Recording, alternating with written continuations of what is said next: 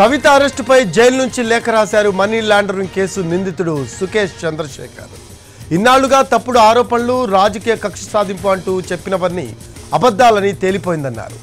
Singapore, Hong Kong, జర్మనీలో BRS వేల కోట్ల రూపాయలు దాచిందని ఆరోపించారు ఆయన. నిజం బయటకు వచ్చిందని, చేసిన పనుల కర్మ ఫలం ఇప్పుడు వెంటాడుతోందని లేఖలో పేర్కొన్నారు సుకేష్. తాను గతంలో మీడియాకు విడుదల చేసిన లేఖల్లో 2 అంశాలు పొందుపరిచానని వివరించాడు. అందులో ఒకటి తెలంగాణ అసెంబ్లీ ఎన్నికల్లో బీఆర్ఎస్ ఓటమి పాలవుతుందని, రెండవది తిహార్ క్లబ్లో చేరేందుకు కవితకు కౌంట్ డౌన్ మొదలైందని చెప్పారని గుర్తు చేశారు.